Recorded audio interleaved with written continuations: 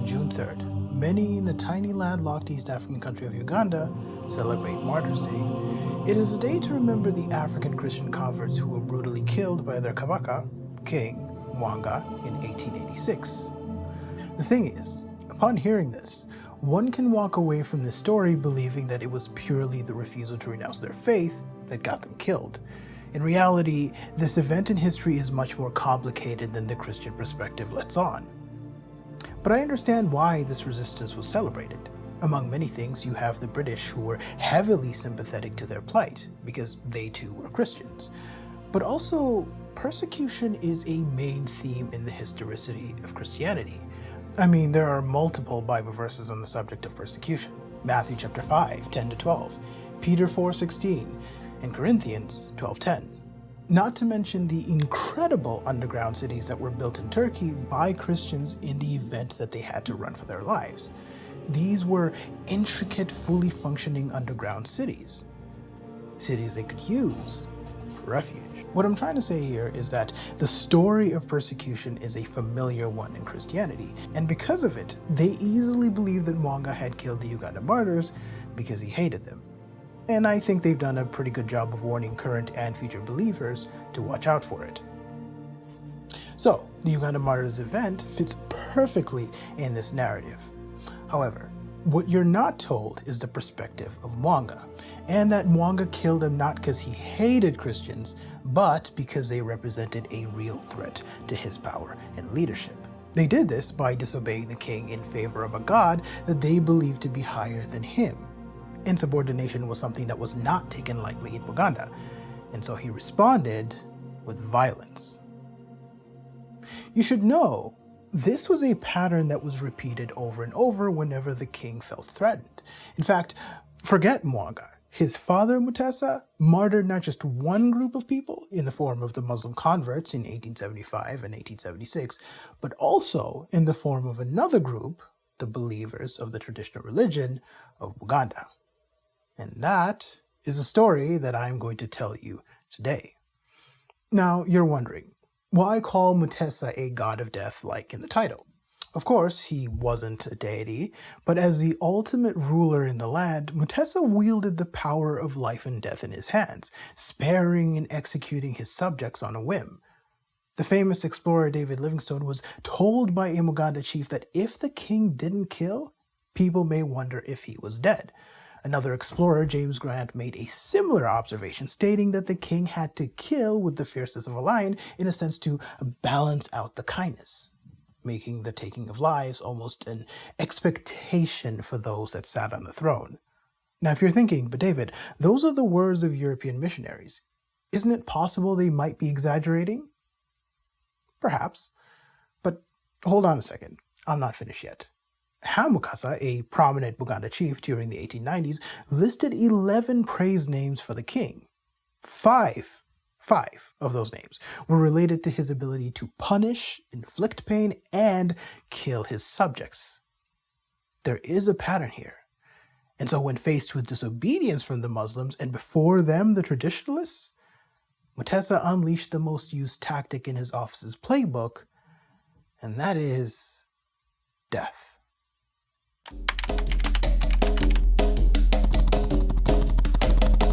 The Buganda traditional religion mainly involves the worship of a group of gods called the Balubale. Examples include Chiwanuka, god of lightning, Daula, god of smallpox, Mukasa, god of Lake Victoria, etc. But beyond the Balubale were the clan gods which were unique to any of the 50 clans of Buganda. There's more, but for time and clarity purposes, we'll keep it short.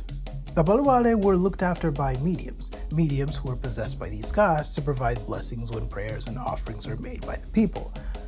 But above all else, according to John Roscoe, the most important function of the mediums was to protect the king and state. When the king needed advice on what to do, the mediums would be called. When he needed blessings for war, the mediums were there. However, this wasn't always done willingly and free of charge. These priests would make demands of the king in exchange for their expertise, which would sometimes send the Kabakas into fits of rage, and he would raid their temples and burn them to the ground. I'm guessing it wasn't always this way. There was probably a time when the priests could demand whatever prices they wanted. because where else would they get the courage to vocalize such a request? In his paper, The Spread of Islam in Uganda, A.B.K. Kasozi tells us that it was in the 18th century that the Kabakas began to accumulate power, surpassing that of the religious institutions in the country, probably caused by the territorial expansion of the state and their subsequent increase in wealth. It was a gradual process that started before the 1700s. So, when a medium once asked Kabaka Tebandeke of the 18th century to give him 90 slaves, women, and cows in exchange for doing his job, how do you think he reacted? He burned their temples to the ground, and the medium was killed.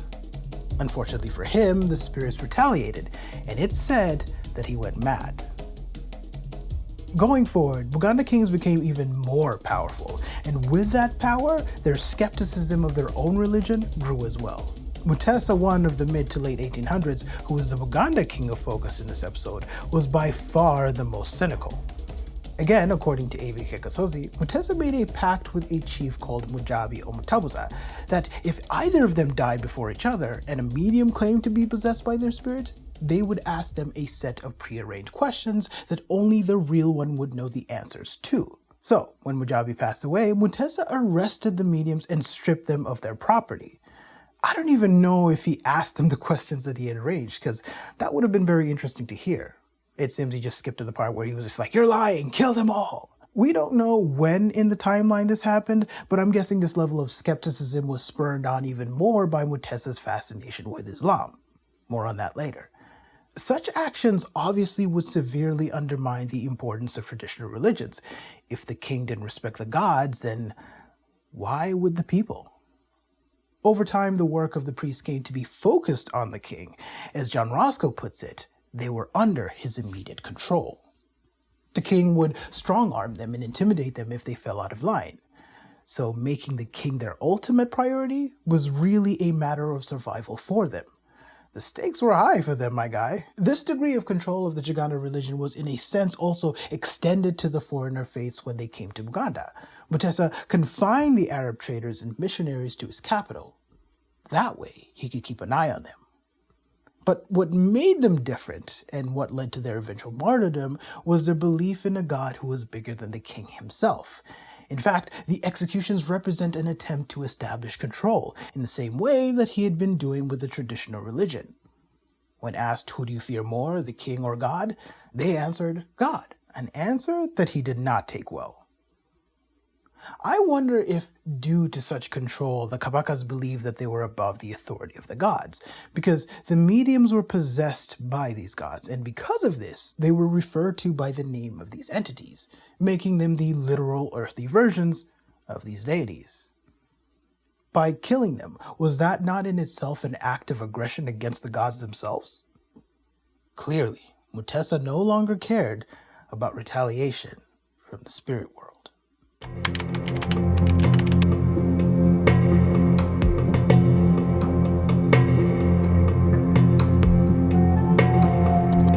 the heart of the Nyamwezi chieftainship of Unyanyembe in current-day Tanzania was a booming merchant town called Tabora. Tabora happened to be a place where multiple caravan routes converged. From east to west, north to south, the Nyamwezi would transport goods to various destinations.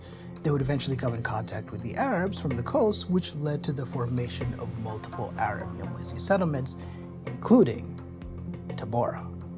And it was from here that a very particularly interesting caravan arrived in Buganda. From Tabora, if one was to go north, C.F. Holmes tells us that an Unyanyembe trader would have told you that all roads led to Buganda. Granted, that soon was no longer the case, as more trade routes opened to various other kingdoms in the area.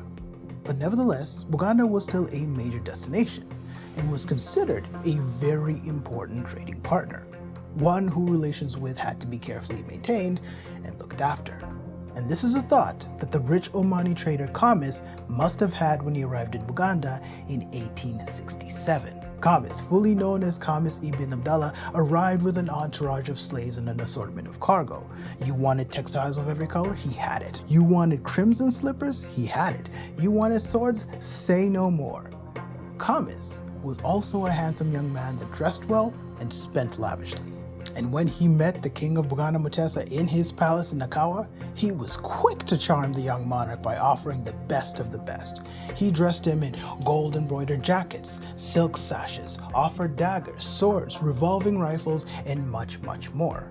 Kamis captivated the king so much that the gifts he got from the European explorers years ago seemed to be mere trinkets in comparison. In addition to all the material things he gave him, Kamis also taught him Islam, and Muteesa came to see Kamis as everything that was good about the religion. The biggest one being wealth. Kamis wasn't the first to teach Muteesa about Islam. In fact, other Arab traders had already tutored the young king in the ways of Allah. And also, Islam had been known in Buganda since about 1844. But it was with him that Muteesa ended up converting. He was no longer just listening to stories from the Quran, he was a Muslim.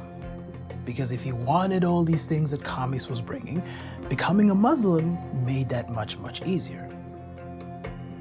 Through his interactions with Kamis, Muteesa began to truly understand what he was reading. He had been taught Arabic and the Quran by other Arab traders, but here it all began to make sense. Muteesa became fluent in Arabic and was able to hold conversations. His eagerness and speed to learn shocked his teachers so much that they exclaimed, "Our Lord, you have surprised us in understanding Islam." He was intrigued by everything Muslim and wanted to learn more. He learned about praying 5 times a day, fasting during Ramadan. He learned about the various Arabic greetings, the importance of halal meat, and circumcision. And we'll come back to that one later. And Muteesa must have known that this made him more appealing to the Arabs if they saw him as one of them. Kamis made Muteesa feel higher than those that came before him. It was with him that he flew his first flag, because all men of his stature had one. It was with Kamis that he got his first cannon. A friggin' cannon. He was the first one in East Africa to have a cannon among the African leaders. This no doubt would have changed Muteesa's war capabilities in the region. He was richer, more powerful, more well-known than any of his predecessors. This is what he stood to gain from his association with Islam. The Buganda people would eventually come to see this as well. Their society would undergo radical changes and many would become wealthy as a result. Islam and later Christianity was associated with goods. If they converted, then they too could be rich like the Arab, Kamis. And so after 1 year, Kamis left Muteesa a changed man. The king burned with a new fire never seen before, and very soon, Muteesa started to share his lessons with his chiefs. One day, he called them in and said, "I want you all to learn about the one true God, the one they call Allahu. They agreed. The chiefs, pages, and even his wives began to learn Islam. This then spread throughout the country. Due to his excitement for the religion, Muteesa made sweeping changes to Buganda during the period of 1867 to 1875. Some of the changes include: 1. Greetings were to be done the Arabic Muslim way. 2. Prayer was to be conducted 5 times a day. 3. Ramadan was to be observed by everyone. And 4. All meat was to be slaughtered the Muslim way instead of the Baganda way, which apparently involved beating the animal to death, effectively making Islam the new Buganda national religion.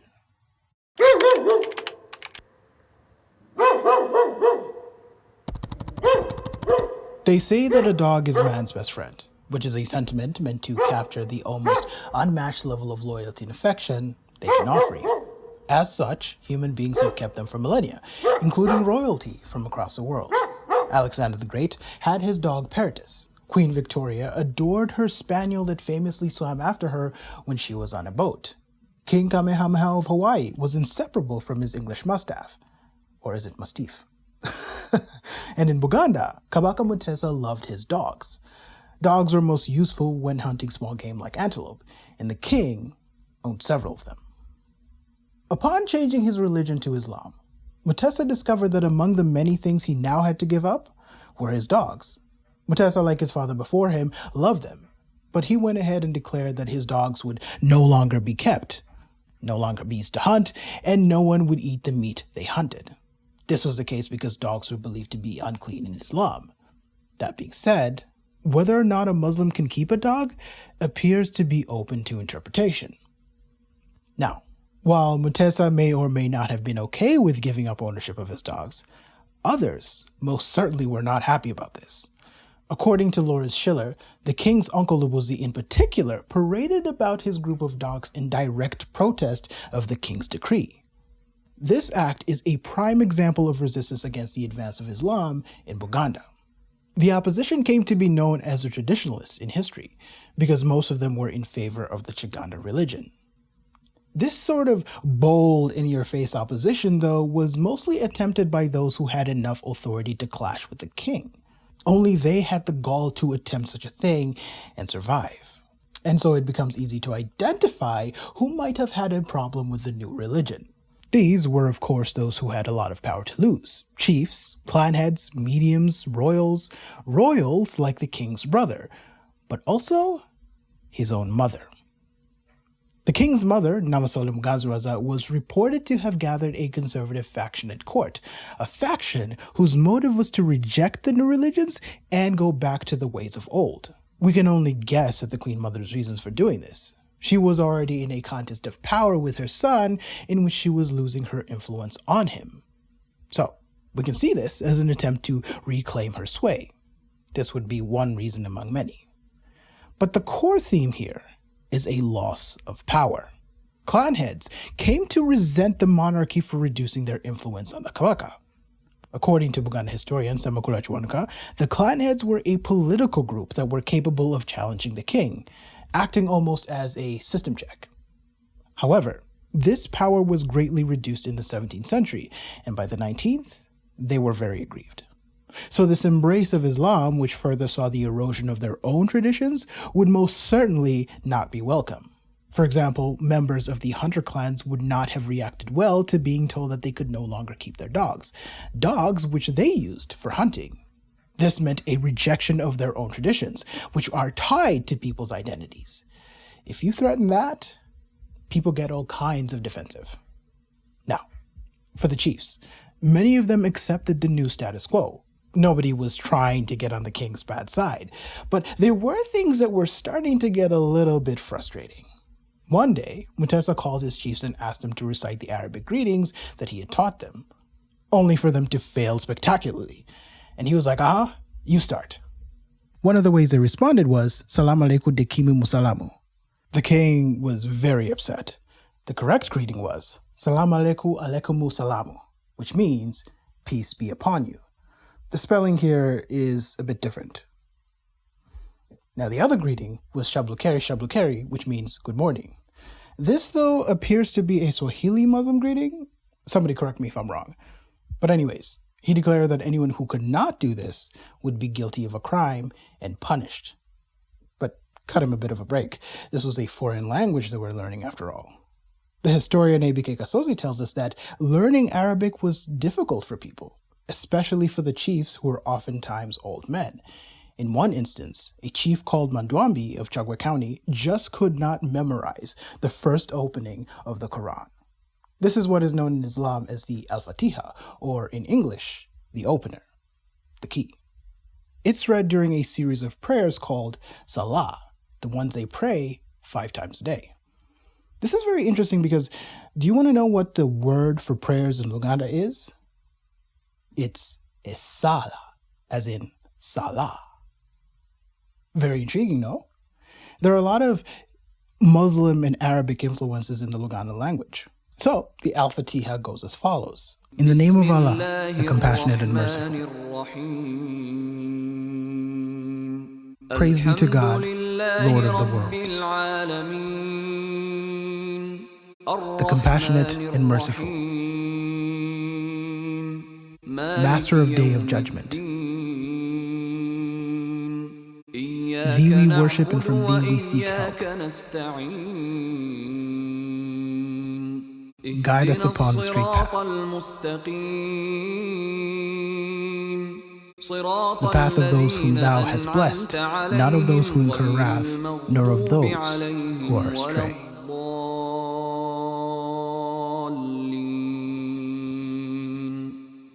There's something so enchanting about that prayer. I was wondering why they were required to memorize the opening of the Quran, because Christians didn't do this, so this was strange to me. But someone compared this to the Lord's Prayer, and with that explanation, it made sense. It was a reinforcement of their belief in God, a daily recommitment. So it was very important for Chief Mandwambi to learn this. However, it was a struggle, and he had to have this memorized since he was going to be reciting this with a king who led prayers on time every day at the mosque. The pressure was on. Until he had a light bulb moment and decided that the best way to remember this phrase was to name his wives in the order of the words of that prayer. And right before he had to meet the king, his wives would come to him and would each have to repeat their new name to him in order like, "Hi, my name's Katrina. And my name is Hugh. I'm Sarah. I'm Emma. And I'm Joe to you." Obviously those weren't their names, but that way he would have it fresh in his mind. So he goes, Simidai, Rakimani, Luakimi, Kamadulira, Labidamina. The king must have been so over it with him because Kasozi tells us that this saved him from the king's wrath, despite it being very, very wrong. Hey, A for effort. The switch to Islam also came with a costly price tag, both in what it took from me physically and also monetarily. By physically, I mean Islam required the men to have their bananas peeled, to which the chief said, "Hell no, to the no, no, no." I'll talk more about this later. As for the monetary part, in 1875, Muteesa decreed that his chiefs must dress in the Arabic style. Let me walk you through how much they had to pay for each of the cloths that they were supposed to wear. According to Veni Nakazipa, a loincloth would cost 1 cow. A kanzu, which is now considered a national Ugandan dress, would cost a beautiful woman, or a large ivory tusk, which would also cost 10,000 cowrie shells. Sandals, 1 cow. Colored cloth over shoulder, also another cow. Arabic coats, which chiefs were supposed to wear, 6 beautiful women each. No wonder the Buganda raids into Busoga and Bunyoro intensified during those times. Well, that and also slavery. You see where this is going, right? With how expensive these were, this must have turned off some of the chiefs from Islam. And later, he ordered the rest of the country to dress that way. Last but not least, we have the mediums. Due to Muteesa's bare-hearted embrace of Islam, the mediums were becoming increasingly useless in Buganda society.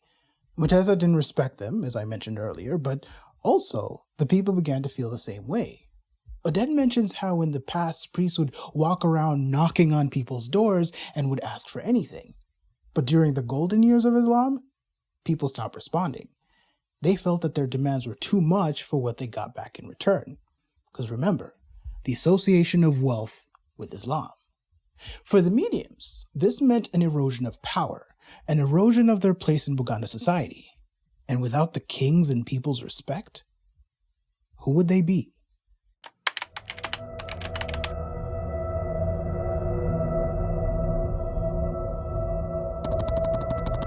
A lack of understanding is very painful.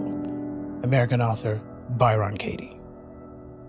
While those in positions of power could shield themselves to a certain extent from the king's wrath, that was not the case for the common man. The traditionalists could be separated into 2 groups, those at court and those outside being regular people who didn't have the chance to properly digest the new changes being thrust upon them and as a result were punished swiftly.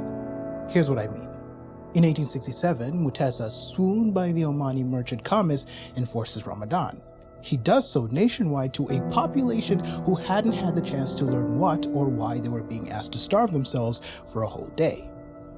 As the Muganda missionary Apollo Shivebulai put it, open quotes, "Our father became a Muslim when Muteesa had ordered that all the subjects should read Islam and observe fasting, and all of us in the family fasted.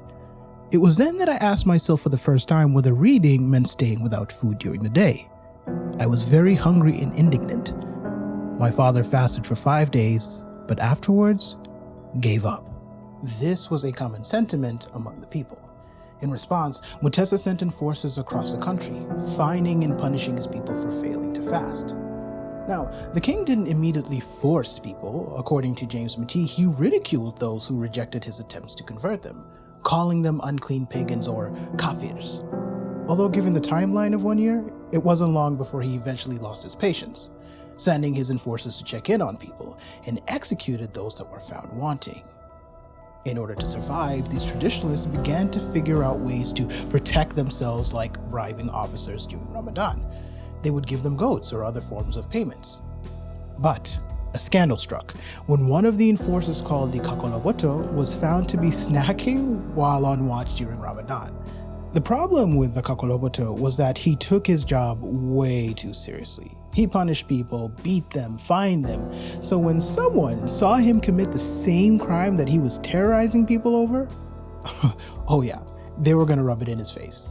The hypocrisy of that left a huge mark on the Baganda. When one can't observe the fast, the word Kakoloboto is used to refer to that person. He was probably killed as a result.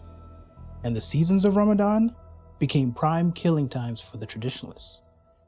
The other thing the traditionalists did to avoid punishment was to put stones outside their houses.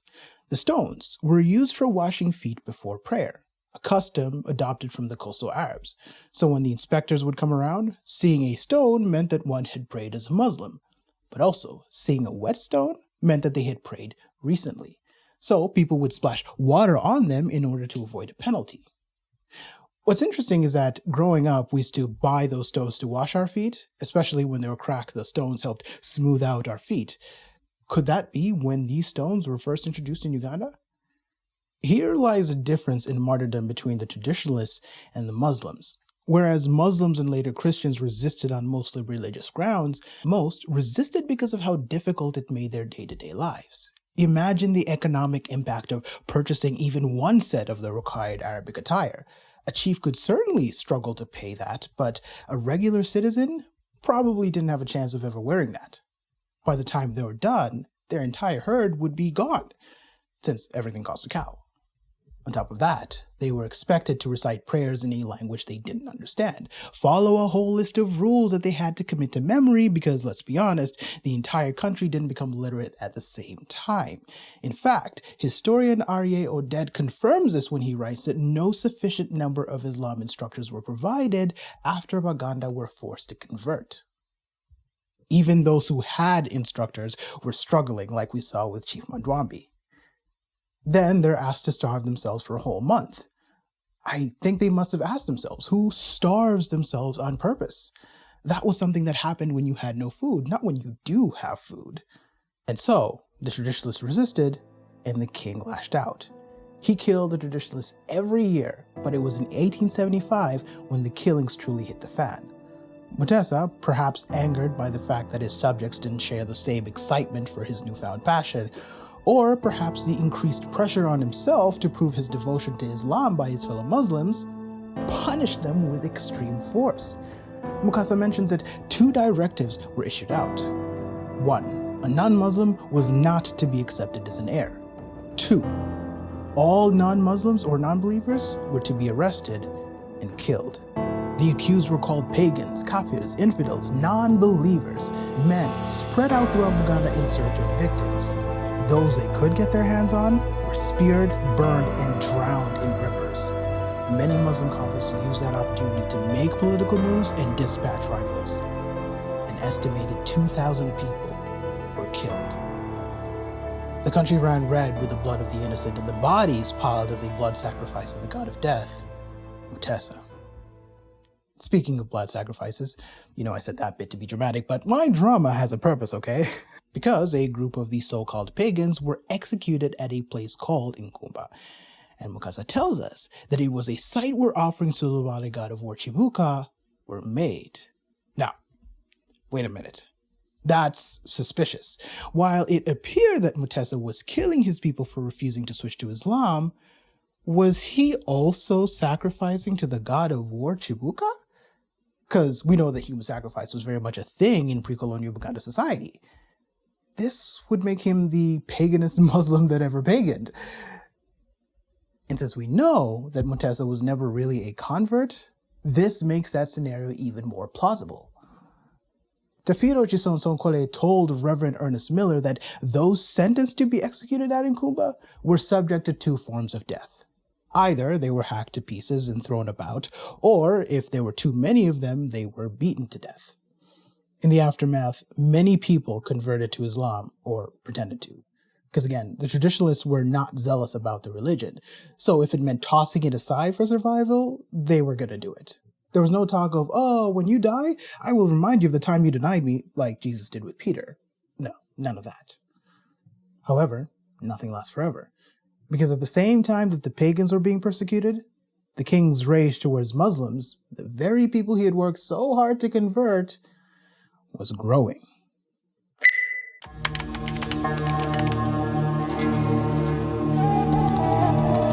In 1870, a group of Turco-Egyptian Arabs arrived at the Baganda court. They were called Turks because at the time, Egypt was under the Ottoman Empire of Turkic origin, and the Ottoman Empire also included Sudan. So they were also known as the Khartoum Arabs. In this new decade, Muteesa had continued in his excitement for Islam. It was said that he loved building mosques, and he set them up at each royal site that he would move to. Now, when the Arabs from Khartoum arrived, they decided to inspect the king's palace to see if Islam was being practiced properly, and the king agreed. But to their shock, they realized that the mosques were facing the wrong direction, west. The mosques were in fact supposed to be facing east towards Mecca. According to Hamukasa, the traders asked the king who told them to face them west. He said that it was the Arabs from the coast. To which they said that they would love to speak to the Arabs to explain the anomaly, setting up a public confrontation that was bound not to end well. Would the Zanzibari Arabs admit their error to the Khartoum Arabs in front of the king? Interestingly, Mukasa never mentions what happened during the confrontation, or if it even happened, because he does say that the king ordered for them to be there. I presume that the Khartoum Arabs probably decided against it, realizing that such a confrontation risked publicly embarrassing the king. Maybe these Zanzibar Arabs advised against this after a private talk, because up until that point, they had managed to avoid getting on the king's bad side, and they knew what happened to those who did. All we're told is that the Khartoum Arabs the next day addressed everyone and made three things clear. Number one, the mosques must face east. Number two, no one would eat meat not slaughtered by a true Muslim. Number three, no one should be led in prayer by a non-true Muslim. Now, I imagine that Muteesa was listening intently until they got to the second directive. From then on, all he must have heard was Snip, snap, snip, snap, snip, snap. Because by true Muslim, they meant a person who was circumcised. And the king,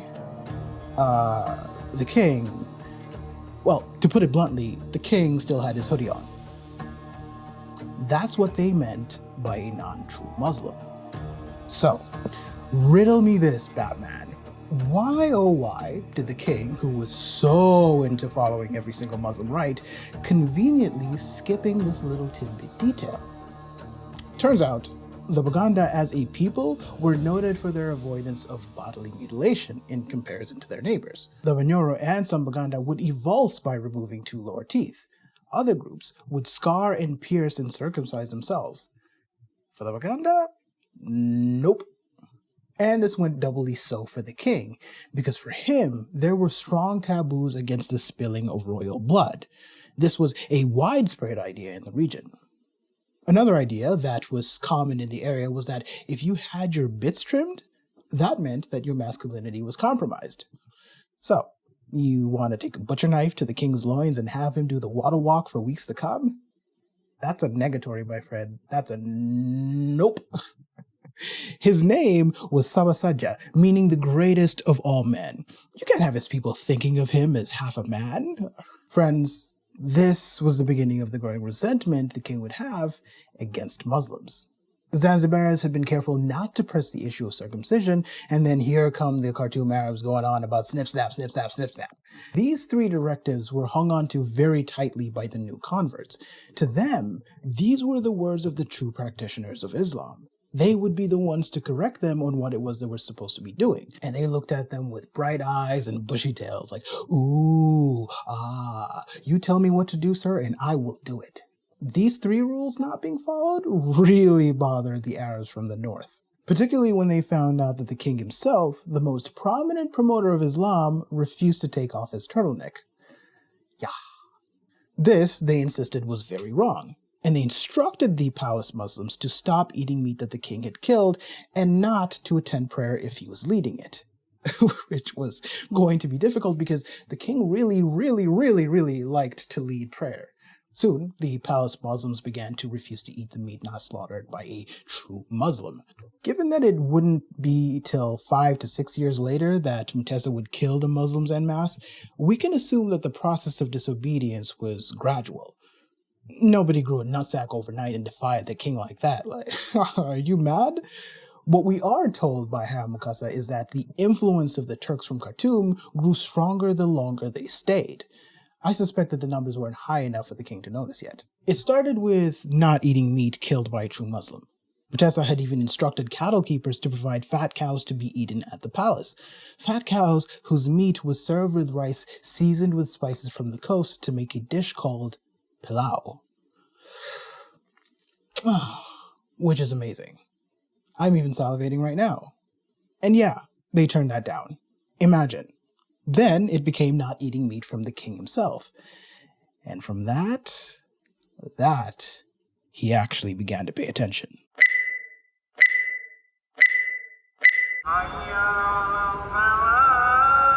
We aren't told the year when it happened, but Muteesa narrates the story of a young page who stood his ground. The page's name was Muduawulira, a name which meant the slave obeys. How ironic. Perhaps he was once a slave. Who knows? Muduawulira had the job of being the one who called the Muslims to prayer. You know, the guys who go on the loudspeaker and shout, Allahu Akbar, just like the song you hear in the background. That was what he did. Muduawulira was accused of inciting the recent incidences of disobedience, in particular, refusal to eat meat killed by a non-true Muslim and refusal to pray at the palace where the king led. As a prayer caller, Muduawulira was in the perfect position to lead such a revolt, an accusation his accusers also launched at him. Called before the king to answer for his crimes, Muduawulira openly admitted that yes, he no longer ate the meat at the palace, and no, he wouldn't eat it if it were slaughtered by the king himself. The room must have gasped in shock at his words. Muduawulira had stood on business and talked back. Nobody, no one, ever, especially in a low-level position like Muduawulira, dared to speak to the king that way. Muteesa asked him why. And he said, open quotes, I follow what the religion says, and what it says about me, my lord, you yourself know well. Close quotes. Oh yeah, he was finished.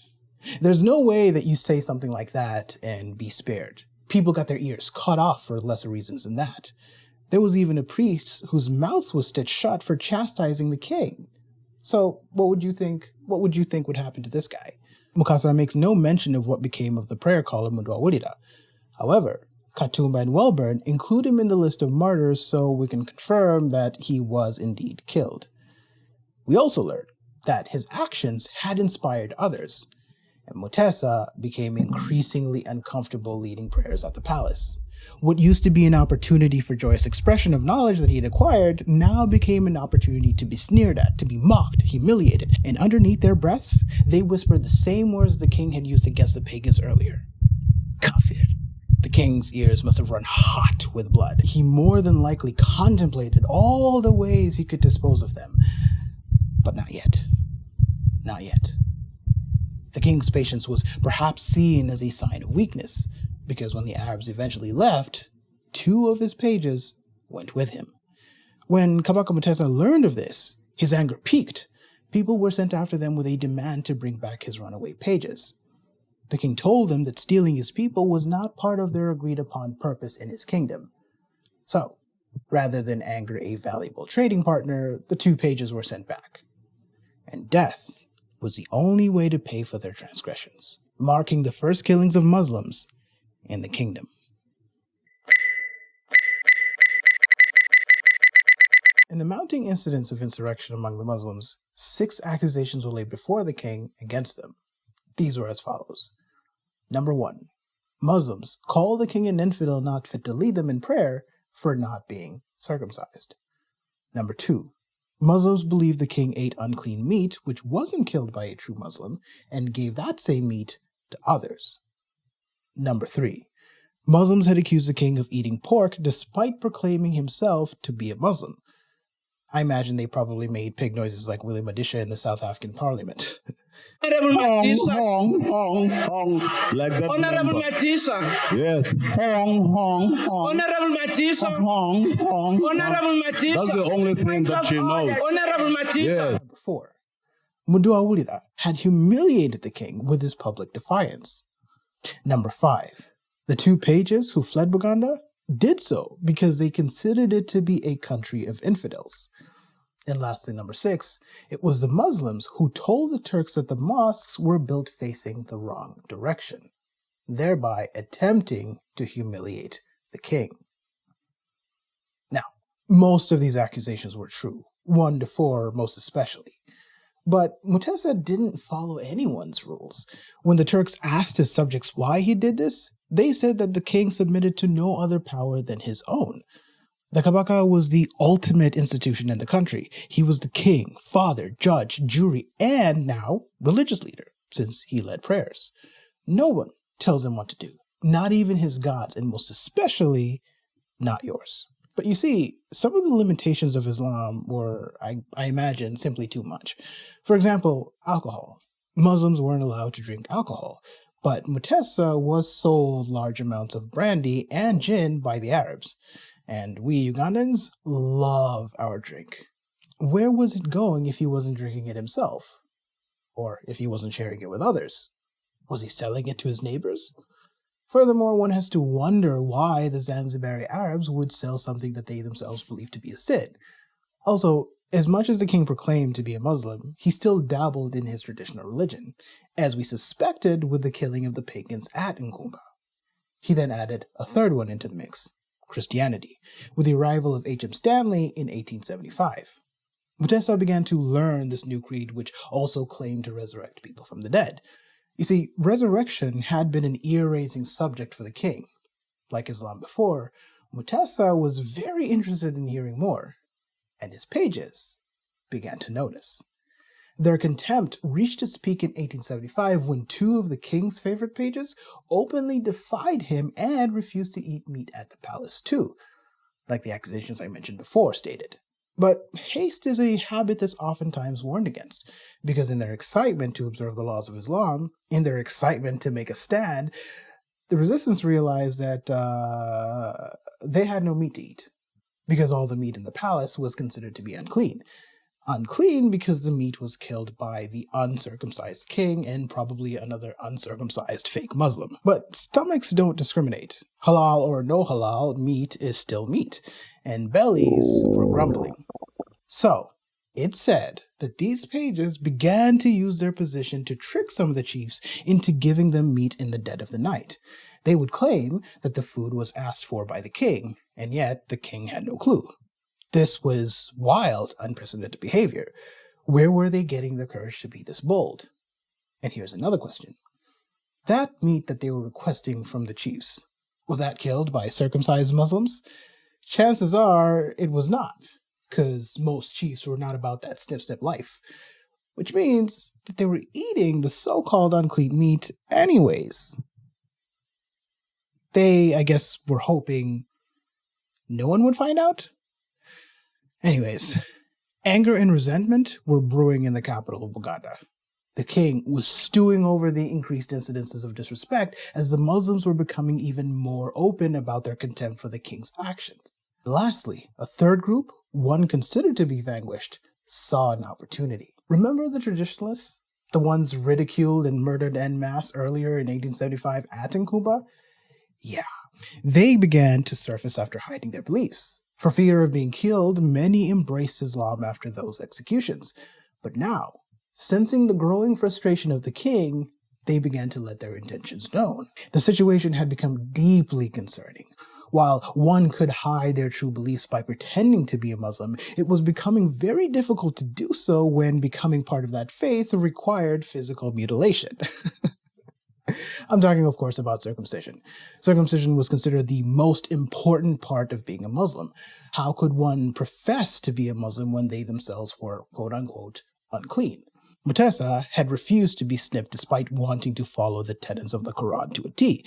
In fact, he never forced his chiefs to be snipped either. But now, with these new converts constantly going on about infidel this and kafir that, many of those in hiding feared Muteesa might cave in and force them to all get circumcised. By the way, the new converts were circumcised, hence their higher-than-thou attitude. This was a problem that needed to be handled, and so they put forth their accusations. Yeah, that list of 6 charges from early on, that was them. That was the pagans finally making their move from the shadows. They sold their story to the king and pointed the fingers at the Muslims as the enemy within. Given the long list of insubordination incidents, the king snapped.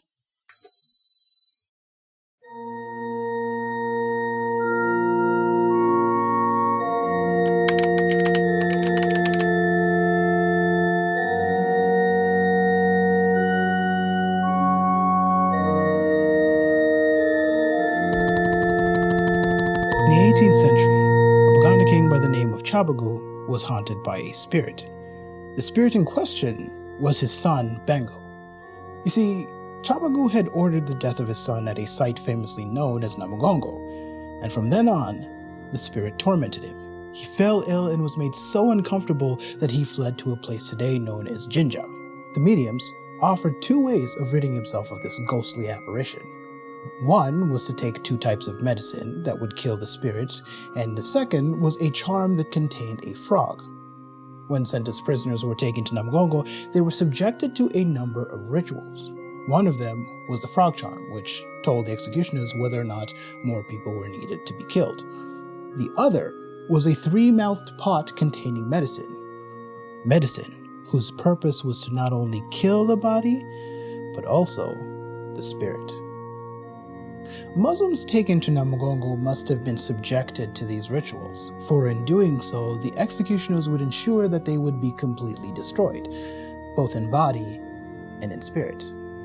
There was no chance of them coming back to haunt the king, unlike with the 18th century Chabagu. One of the biggest promises of the Abrahamic religion, such as Islam, is the promise of an eternal life. The promise that no matter what anyone does to you on this planet, you, unlike them, will rise from the dead and live in heaven with God for all eternity. I wonder how they handled the realization that their executioners were not just trying to destroy their physical bodies, but also their souls. Their souls, which, due to their conversion to Islam, were supposed to be protected from the deadly claws of the living. And now, here they were, faced with an enemy who claimed that even in death, there was no escape from them. To defy the king meant absolute annihilation. This must have caused the Muslim converts to hold even more steadfast in their beliefs. After all, at that point, they had no choice but to believe that their God would protect them no matter what. At least in that, they could find solace. According to an article in the Monitor, Namugongo comes from the word Omugongo, meaning back. As the condemned were taken to Namugongo, many underwent torture which included them being dragged on their backs up the hill to their deaths. Hence, the people would say, Abasajja baba tutte Namugongo, meaning the men were dragged on their backs. So, the name stuck. Namugongo was a well-known execution site in the Buganda kingdom. Many were taken there, particularly princes who would then be burned. A.B.K. Kasozi tells us that princes in particular were torched due to the taboo against spilling royal blood. Burning was a popular choice among the executioners who used the site. According to Tafiraj Sotsonkole, people would be hacked to pieces, then thrown onto a framework, and a great fire would be lit underneath. Other times, they were bundled up in firewood and thrown onto a fire. That was the fate that awaited the condemned Muslims. The exact incident that resulted in the king ordering the deaths of all Muslims will probably never be known, But Muteesa tells us that it was the 6 accusations that were brought forth by the non-Muslims that eventually convinced him. Yet, another Buganda writer, Musoke, narrates a seemingly innocuous story, but one that was powerful enough to send the Kabaka over the edge. Musoke tells us that 3 well-known rebellious pages entered the mosque when the king was teaching about the Old Testament. The pages were dressed very elegantly, and as soon as they walked into the room, everyone's head turned.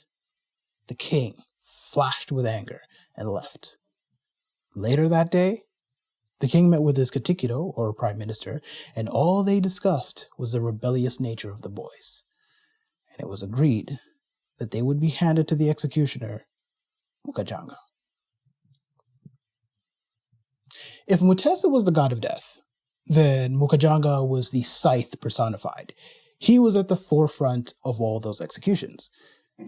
Can you imagine the physical and mental toll of having to bash, hack, and torch a group of screaming, pleading humans on a regular basis? Yeah. As Brad Pitt said in Killing Them Softly, I like to kill them softly. From a distance. Not close enough for feelings. Don't like feelings. Don't want to think about them. the psychology of such a man is intriguing. What would his thoughts on life have been? Did he see everyone as a potential victim of his? Were grudges even worth holding if almost anyone would end up being killed by him? It was said that Mukajanga would oftentimes delay to carry out the orders of the king, in case he changed his mind, as if he was waiting out a storm. Now, at first glance, one might assume that the king was overreacting, but given the context, we know that the king was in a vulnerable state of mind, having been subjected to various acts of insubordination. As the saying goes, it was the feather that broke the camel's back. So too in this case does a brief takeaway of attention by well-known rebellious subjects result in the king's rage. All pages, all readers of the mosque, and anyone that was attached to the mosque in any way was seized. They were dragged to Namugongo to be burned. To the Muslims, their entire world had erupted. Perhaps there had been a perception of invulnerability, that Islam was the king's preferred religion, and that he would never turn against it. After all, it was only recently that he had executed people for refusing to embrace it. In reality, what mattered most to the king was to maintain his power. The Muslims in subordination had threatened that. And now, months later, or it could have been days, we're not even sure how many months later, the timeline is in question. They too were on the chopping block, bundled in firewood, ready to be set ablaze. Many pleaded, begged, prayed, cried, but there was no stopping it. The price for disrespecting the king was death. A failure to submit meant death. Among them were few who were his favorites. Some were chiefs who had respect and power, and even they weren't safe. At Namugongo, a total of 70 were killed according to Mukasa. 1,000 died around the country. However, Ahmad Katumba and F.V. Welburn estimate that 200 to 300 escaped on caravans to the coast with the Arabs. Thanks so much for listening. My name is David Uganda. This is the podcast, Those Who Came Before Us. If you're watching, sources are on the screen or in the description below. And yeah, peace.